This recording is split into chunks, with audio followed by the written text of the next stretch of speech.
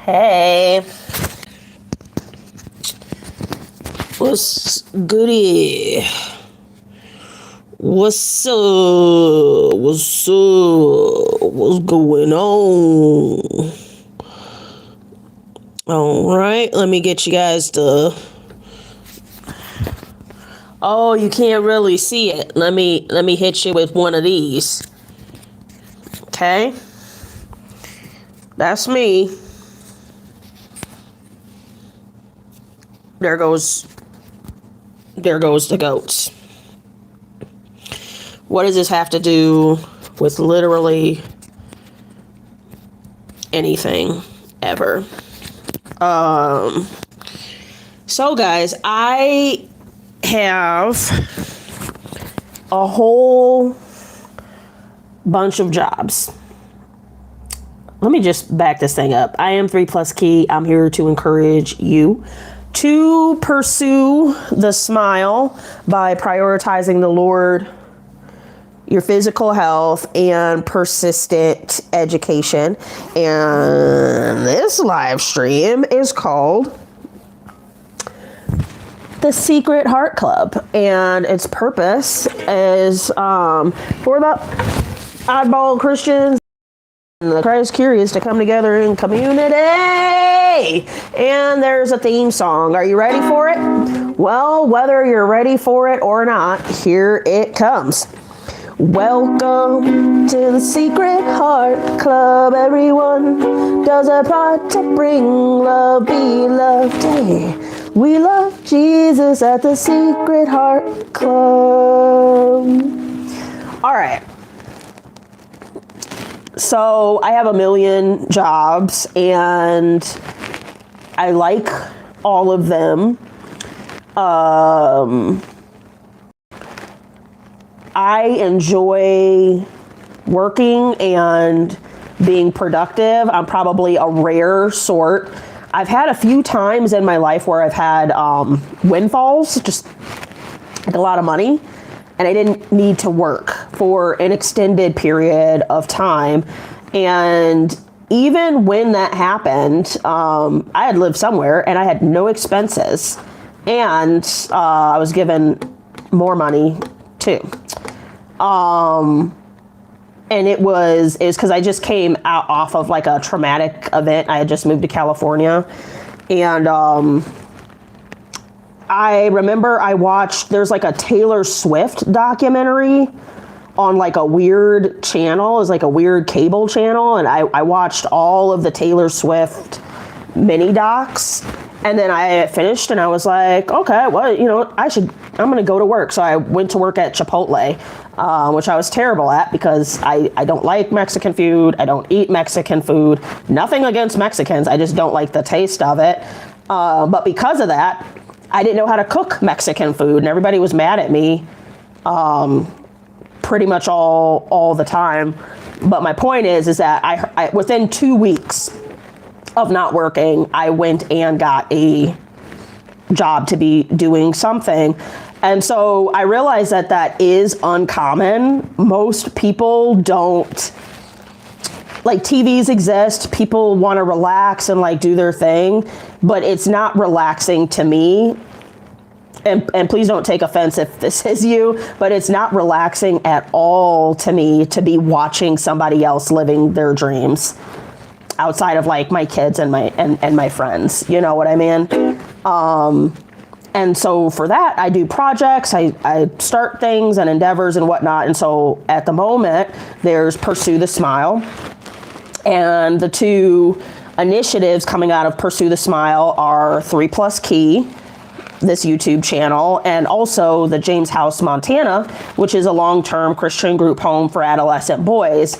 The latter, the James House, requires that I am constantly having meetings, talking to people, working, planning. Next year, we're gonna go big or go home and start the capital campaign for $500,000, which I've never done and have no experience. But it's like, let's go do that. And then on top of that, I powerlift competitively as well. And I know it seems like a lot to people. And it's going to sound crazy, but because I like everything that I do, it doesn't even seem like enough. I'm not like exhausted at the end of the day. I'm like, I could go do more stuff, like do a live stream or whatever, right? And so anyway, and I'm going to get to the point about God and money, but there's the kids. The kids these days have a term called crashing out, which basically means like you're flipping a table, upheaval, you're doing something different, you're letting people know, whatever. And I thought to myself, what if I did like a crash out a day? What does that look like? In my own way. I'm a nice Christian lady, nice, but you know what I mean? Like I'm a regular person, you know? And so what does a crash out look like for me? And super exciting. So this picture right here was when I'm talking about the crash out of the day, and feel free to check in on me and what I'm doing that day. But this was the crash out of the day this morning. A couple weeks ago or last week, I saw a video of some lady going to an Amish farm, and they were like, "You want to milk our cow?" And she was like, "Yeah." And I was like, "Oh, I want to milk a cow. I would like," and so I put it on my bucket list before I die. Number 2, actually, I want to milk a cow because I didn't see how that would be happening for me. And you know what I said? And I'm saying this to encourage you guys too. I said I'm gonna go ahead and milk a cow. Just like that. I saw it and I'm gonna go do it. That'll be a crash out. So I didn't find a cow. I did find goats, and initially, hey there. Initially the husband said no. The wife said yes. The husband said no, we don't do any of that anymore. So, and I was telling them a little bit about the James house. Anyway, I was like, okay, I guess that's that. Hung up. They call me back 5 minutes later, and we're talking about the James house. And the husband says, "You know what? If you can get here," and you can tell this is rural. We already live in a rural area. This is like extra. There's like nothing. And he's like, "If you can get here at 6:30 in the morning, you can milk a goat." Guys, I set my alarm for 4, promptly went back to sleep, and woke up at 5:30, drove myself there. The roads were slick this morning. It's dark. I was in a wrong lane for a second. Ben, if you're here, this was down Mullen Road. This was down Mullen Road before the gas station and the cemetery. But yeah, I pulled up and there was a young kid, 15 years old, named Jasper. And there's 24 goats to milk, and we milked them all. I stayed there for over 2 hours and left with some milk. I'm going to go back later to get some of the milk that I pumped. And I learned there's like different ways to milk a goat. It was crazy. It really was. Highly recommend, but this was the crash out. Hey, Audrey, this was the crash out of the day. Highly recommend it to you guys too. So, anyway, just to circle back to why I'm doing the crash out of the day. First of all, I don't believe life is meant to be so dry and monotonous, and we don't know what the Lord has set out for us. But I can't help look around sometimes and be like, do you think this is what the Lord had? I mean, like, there's a lot of like sitting down and sitting around, you know? And something I said the other day Oh, there you go. Shout out to you, Audrey. Audrey says, guys, the people that are in, why aren't you saying anything? Let's make some noise.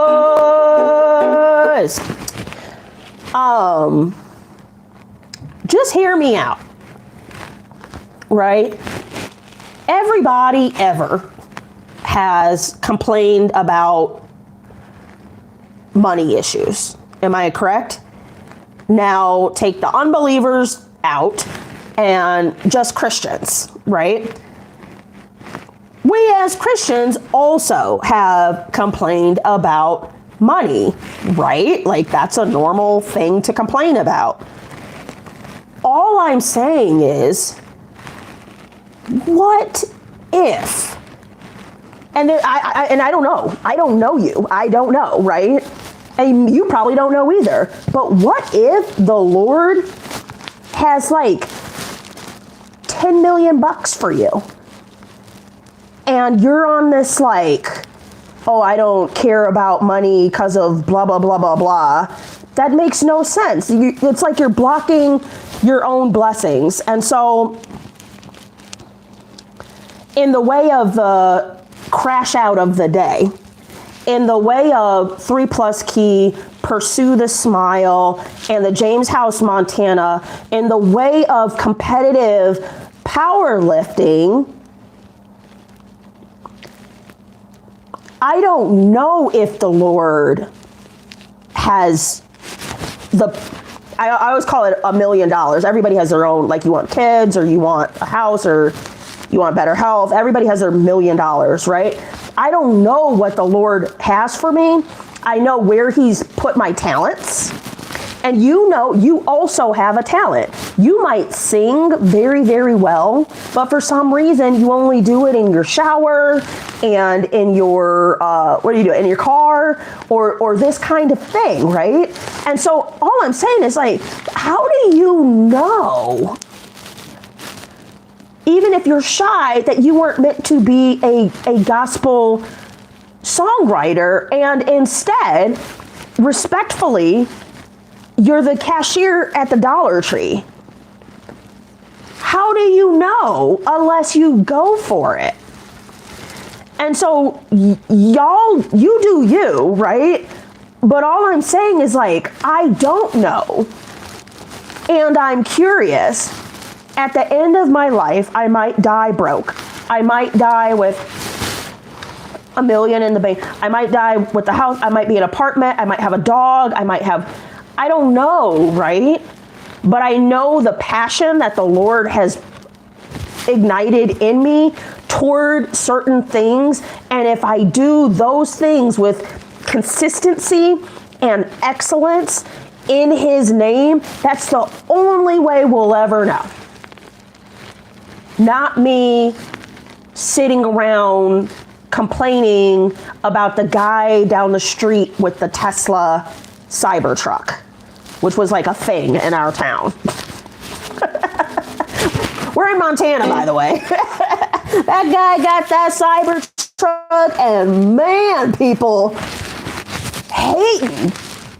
You know, I personally don't want one, but like, him be great. Like, you know. Let's see here. Audrey says, oh, that's the money I need. Exactly. There's only 2 people left, but I'm here for you, girl. Thank you. I might have to go in a little bit, though. Welcome, Audrey. Oh, man, I'm the only one here, and I might have to go in a little bit, but I'll try to look for your live, and I subscribed. Thank you. I appreciate you, Audrey. I appreciate you. So, yeah, the crash out is not like anything, it's nothing worrisome. It's just like, what would I do if I had, what's today, the 8th? 31 minus 8, what y'all got? 31, 30, 22? Is that 22? 23. 23. 23 days left to the end of the year. If that was it, January 1st, lights out. If you knew it was lights out January 1st, what would you be doing? That's all I'm saying. And so I just think of like the many ways we honor the Lord and the many ways we just kind of like say it. You know, and I talk a lot about repentance and, you know, fellowship and what it looks like in the church, and even fruits. Like Christians, we are to judge one another by our fruits. Audrey says, hi girl, I have to go, but I'll try to look for your live next time you do one. Every night, 7 p.m. Mountain Standard Time. Thanks, Audrey. It's pretty awesome. Shout out to Audrey. But, yeah, we look at the fruits, like, are they nice? Are they kind? Are they this? Are they that? But I mean, I don't know. We never do. It's too personal, right? Like, looking at somebody like, are you living up to your potential? And not what you think, but like, y'all know that, right? Like, the Lord gave us gifts and talents. And they're meant to be sharing with other people. That's all I'm saying. And so I was talking to my cousin the other day. You guys know my very wise cousin. And I was like, I'm gonna stop talking to people. I'm gonna be honest. I'm gonna stop telling my friends about what I got going on, because I don't want to hear. It's like, it's silly to me that I'm living out my potential, and it's deemed as like too disciplined or whatever. And I get it. It's like, we've all been drinking the same Kool-Aid. That's what somebody would think. You're working too hard, you know. But this is me enjoying my hard work. Yeah. And so over the summer, I ran into a lady. I was working on the food truck out in Hamilton, and I ran into a lady, and I was just talking to her, and I was like, yeah, we need $1 million in a house. And she said, well, God will provide that for you. And so it's like, yes, I do know. Also, right, it's consistent networking and learning, and you know what I mean? Like, the house isn't going to buy itself. And she was like, no, God will just provide everything for you. And so long story short, this woman said she's just very wealthy. She's never had a job in her life. She came from a wealthy family and then married wealthy. And so her perception of God providing without doing work was true to her perception.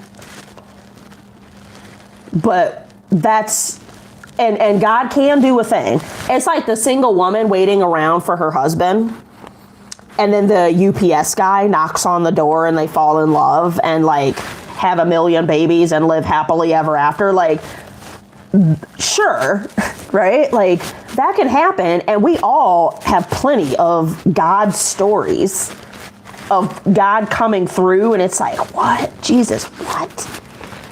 That's wild. Thank you. Right? Blessings do come. Also, you know, there's wisdom in moving in that direction.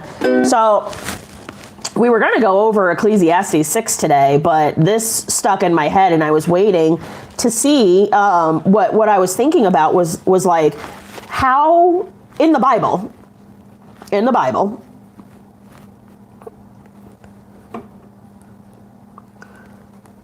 how often are people blessed without working alongside, like helping to facilitate? Like, so one example I have here is Job. Job was very, very wealthy. Was he that wealthy? Job? Was Job like that wealthy? Anyway, he had, you know, some animals and a bunch of kids And I think he had employees too. And he had a wife. Like, Job had a lot going on, right? And so the Lord had blessed him with wealth, but Job had to work his own land, right? Like, the Lord didn't just like, here's everything ever in life, you're welcome. That's not how that went. Like, Job had a job, and then he, through his hands that the Lord had blessed, created a field of animals and whatever else he had going on. Now, Job became afflicted, as we know, by Satan. And then it seems, when all that was done, and the Lord was like, oh, back up off him. Back up off my guy. And what it says is that the Lord replenished in spades what Job had lost. He had even more kids, even more animals, even more land. So there would be an instance initially, first wealthy Job, unafflicted Job, was wealthy, and he did his farm thing or whatever he had going on. And then the devil afflicted him. And then the Lord, because Job had been run through the ringer, the Lord replenished, and was very fruitful with what he gave him. And it appears via scripture that Job didn't have to work as hard to recreate his previous life. The Lord just simply replaced it in spades. So those are our two instances, right? First, the Lord's like, hey, I'm gonna give you something, my guy. You're gonna have to work a little bit, but I'm gonna give you a little something. That was the first instance. And then once, bam, bam, bam, was Satan. And then the Lord's like, and to put not a Band-Aid, but you know what I mean? Like a little soothing on it. The Lord, Job didn't have to do nothing to get all this. Okay. So that's what I'm saying is, like, sometimes the Lord blesses you, but he's blessing your hands. Think of Dr. Ben Carson has a book called what? Y'all know what it's called? Gifted Hands. Do you know?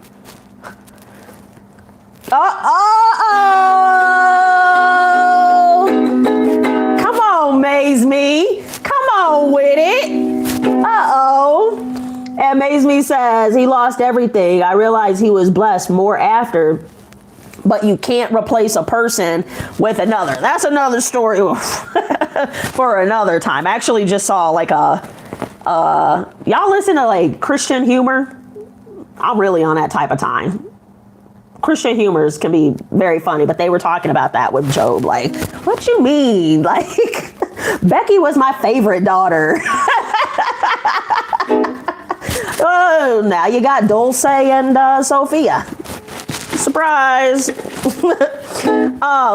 So Job was such an example that had the dual blessings. Ben Carson, with his gifted hands, multi-millionaire. Ben Carson is quite literally a genius. If you guys I don't even know why they don't talk about, it's not just like a Black history thing, but I don't know why we don't tell our Black children more specifically about Ben Carson, because bruh. And if you don't know, go Google him. He's the truth. But yeah, the Lord gave him a gift, and then he used it. Worked in tandem with the Lord. And I say all that, if you're just coming in, maybe you're meant to be greater than you are. There's a chance. Not all of us are this mediocre. It can't be. With our God, like, think about it. It can't be. All of us this mediocre? Come on.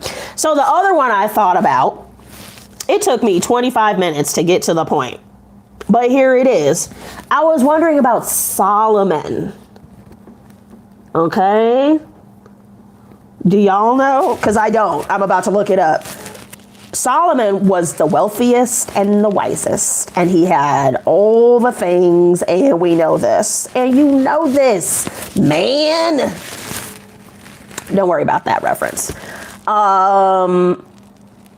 And so I was wondering, Solomon's wealth, was it given to him by the Lord, or did he... did the Lord gift his hands to create the wealth? So let's find out. That's the reason why I changed what we were doing today, because I was like, oh, I wonder what's going on with our guy Solomon. So I'm just gonna Google, did Solomon work for his wealth? Okay. What y'all think? I'm not gonna look yet. What y'all think? You think he did? I don't think he did. Because Solomon was somebody's son. He wasn't David's son, was he? What's going on? Oh, okay. Y'all ready? Yes, Solomon, but it says worked. Whenever somebody,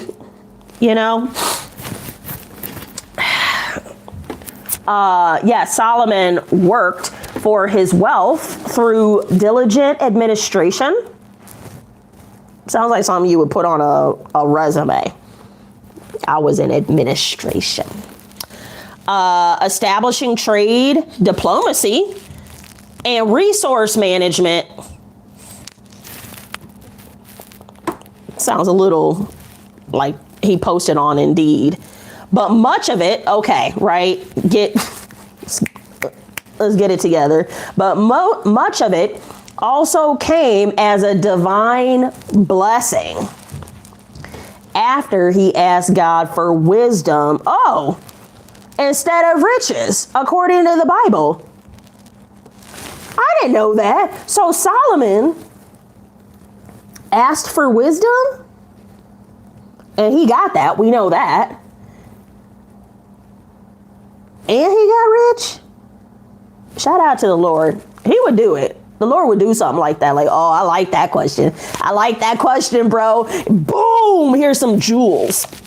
He built a vast commercial empire, organized labor, and oversaw trade routes. That sounds like a job. But his wealth,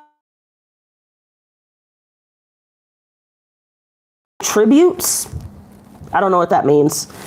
And later, the economic burdens placed on his people, leading to discontent. So he mismanaged his money. Okay. Sounds a little familiar, but how Solomon generated his wealth, work and wisdom, trade and commerce, wisdom and administration. His God-given wisdom helped him organize the kingdom into districts, manage resources efficiently, and create infrastructure like the temple. So he was something like a governor. Like, you know what I mean? Like, just to put it in U.S. terms, if you guys are in the U.S. Trade and commerce, he developed international trade, creating a merchant fleet and alliances, making Israel a commercial hub. Tributes and resources. He received immense tributes, which are, that was my question, gold, silver, etc., from other nations and exploited resources. So it's not even necessarily saying he was like the best dude. It's not necessarily saying he was the best dude. They were saying he was just wise and wealthy, both given by the Lord, but he worked for some of his wealth and used his wisdom in some of his wealth, which appears to be some shady practices, not all. But these practices, he used his wisdom to generate wealth, and the people, he did it in a way the word was discontented. Labor and industry, maybe this will give us some insight. He organized large work projects and employed king's merchants and artisans, reflecting significant economic activity. Here's the divine blessing. When God offered Solomon anything, Solomon asked for wisdom to govern. So he didn't just ask. Let me tell you something. As an entrepreneur, I started out asking every entrepreneur I know, how do you start? And the answer was always the same, and it's like the dumbest answer, and it was, just start, Lakeitha, just start. And I thought that was so dismissive, and I said, man, when I get rich, I will never tell anybody that when they ask me for advice. But it occurred to me at some point that I was getting a general answer, like just start, because I was asking a general question, which is, how do I start, right? I need to ask more specific questions relating this to Solomon. I always thought he just asked for wisdom. That sounds dope. Hey, Jesus, can you give me some wisdom? That sounds lit, doesn't it? And then you still here, stuck, stupid. He ain't got nothing. Why? Because he got specific and asked for wisdom to govern. Shout out to that. You got to get specific. You got to get specific. Meanwhile, I set out to milk a cow. I wasn't specific. Ended up milking 24 goats. So great. Also, pleased with this selfless request, God granted him immense wisdom and wealth, honor, and a long life more than any other king. How many of y'all are asking for wisdom tonight?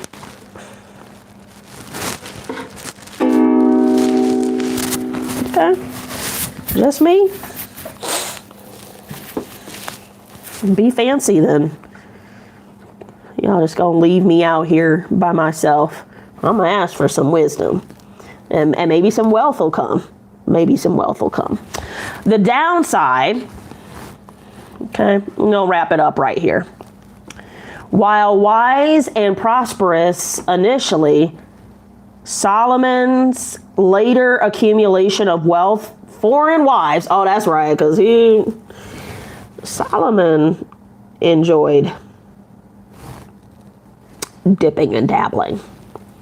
While wise and prosperous initially, his later accumulation of wealth, foreign wives, and heavy taxation, come on, guy, and heavy taxation led to idolatry and eventual division of the kingdom, because you can't play with people's money, bringing divine punishment. Don't play with God's people. Don't play with God. Don't mismanage the blessings that he gave you. Amen. Anyway, that's all I wanted to say is not all of us are mediocre. And if you're out here and you're listening to this and you're like, dang, I'm mediocre. That might be you, bro. That might not be God sitting you down. That could be you sitting you down. And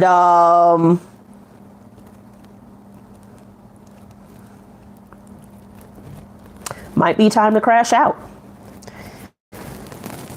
This only makes sense if you've been here from the beginning. But go ahead, crash out. Do a daily crash out.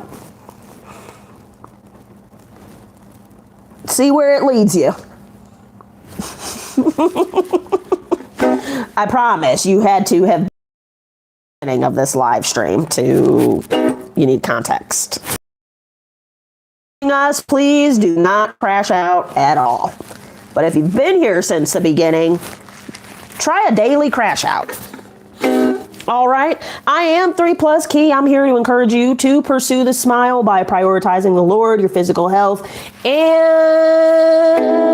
persistent education. We're here every night, 7 p.m. Mountain Standard Time. I don't want to...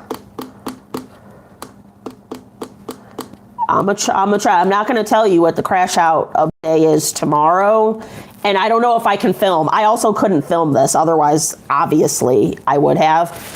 But if I do film it, then this is gonna start at 6 tomorrow.